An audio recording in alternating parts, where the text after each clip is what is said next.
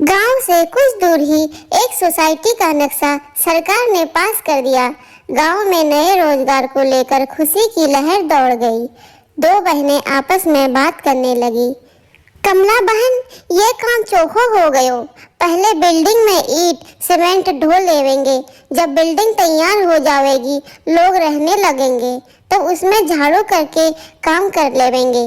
अरे तुम्हारे मन की बात बोल दी दीदी, जे थारे मन की बात नहीं, जे पूरे गांव वालों के मन की बात है। दोनों हंसने लगी। सब लोग अपने अपने सपने सजोने लगे। ट्रक के ट्रक भर भर के ईंटें, बजरी इत्यादि आने लगी। काम शुरू हो गया। मजदूर बन गांव वाले लोगों ने काम शुरू कर दिया। इंजीनियर सब अपना काम बखूबी कर रहे थे। बिमला देख, कैसे वो मैडम अंग्रेजी में चटर पटर बात करे है। आदमी लोगों के साथ उठन बैठन भी है। हाँ दीदी, शिक्षित महिला होवेंगी तो टाइम ना खराब कर, ईटा उठा। आर्किटेक्चर ने टीना से पूछा। टीना, सब काम अच्छे से हो रहा है ना? तुम इंचार्ज हो बिल्डिंग की। यस सर, आप चिंता मत कीजिए। वहाँ एक ठेकेदार था जो गांव वालों और बिल्डिंग के बीच का कड़ी था।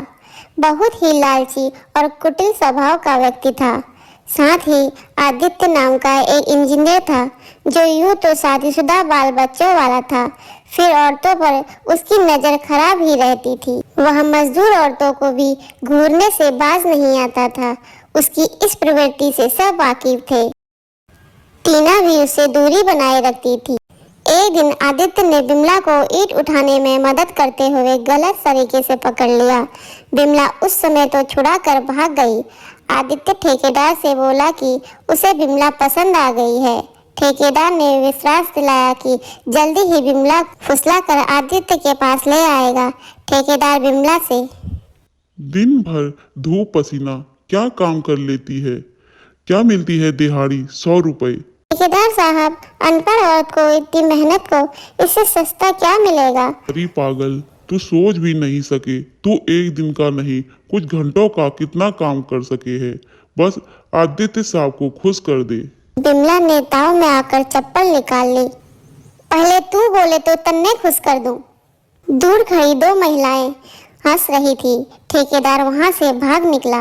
अब ठेकेदार के मन में सोच लिया था कि आदित्य साहब को बिमला सौंप कर ही अच्छी रकम उठूंगा, साथ ही बिमला की अकड़ भी निकलवाऊंगा।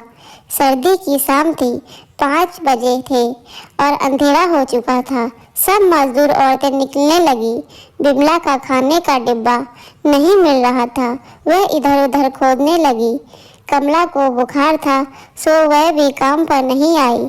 आदित्य नशे में था। उसने बिमला को अकेला पाकर उसे पकड़ने की कोशिश की। बिमला ने आत्मसमता में बड़ी ही ईंट उठाकर आदित्य के सिर पर मारी और भाग खड़ी हुई। आदित्य लहूलुहान वहां पर चिल्लाता रहा। ठेकेदार उसे सरकारी दवाखाने ले गया, मरहम पट्टी करवाई और पुलिस थाने में रिपोर्ट भी लिखवाई। पुलिस मामले की छानबीन के लिए गांव आई। मजदूर आदमी जानते थे कि बिमला गलत नहीं है, पर इसी भय से चुप रह गए कि रोजगार न चला तो घर कैसे चलेगा। पुलिस बिमला की खोली में पहुंची। बिमला, तुम गांव के सीधे सरल लोग ऐसे हमलावर कैसे हो गए? कमला बिमला का साथ देते हुए बोली, सीधे साधे का कोई मतलब नहीं दरोगा साहब, अत्याचार सह लेवे। सारी औरतें एक साथ हो गई और पुलिस ने औरतों की आंख में गुस्सा देखा। एक्शन लेना सही नहीं समझा, चेतावनी देकर छोड़ दिया। अगली सुबह सब मजदूर काम पर पहुंच गए। ठेकेदार ने आदित्य की चोट का हवाला देते हुए कहा, देखो कितनी गहरी चोट दी है। इस कल की छोकरी बिमला ने आगे से ऐसी कोई गलती की तो सजा सबके साथ मिलेगी। रोजगार एक साथ सबका छूटेगा। बिमला ने ईंट हाथ में ले उठाई और बोली, और जे गलती आदित्य बाबू फेर करी तो उसको भी सजा एक साथ ही मिलेगी। क्यों बहनों? हाँ हाँ, और अब की बार ऐसी मिलेगी जो शहर के अस्पताल में भी ठीक न हो सकेगी। औरतों ने एक साथ ईंट उठाकर एकजुटता से बोला। आदित्य ने हर मजदूर औरत की आंखों में भस्म करने जैसा गुस्सा और तलवार की तरह ईंट देखी तो उसे हर औरत में एक योद्धा दिखाई दिया। ठेकेदार और आदित्य ने वहां से भागने की अब कोशिश की और वहां से भागने में ही अपनी भलाई समझी। बात बिल्डिंग तक पहुंच गई। हेलो, व्हाट हैपेंड टीना? तुम समझाओ उन अनपढ़ औरतों को। काम करना है तो सही से करो, क्रांतिकारी करने की जरूरत नहीं है। What do you mean by अनपढ़ औरतें?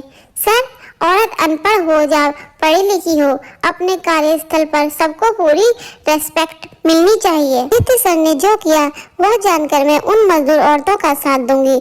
अगर मैं उस दिन उस औरत के बीच होती तो उसके साथ एक ईंट मेरे हाथ में भी होती। बिल्डर्स को सारा मामला समझ आ गया। आदित्य को निलंबित कर दिया गया। ठेकेदार को आखिरकार मौका देकर छोड़कर भागना पड़ा।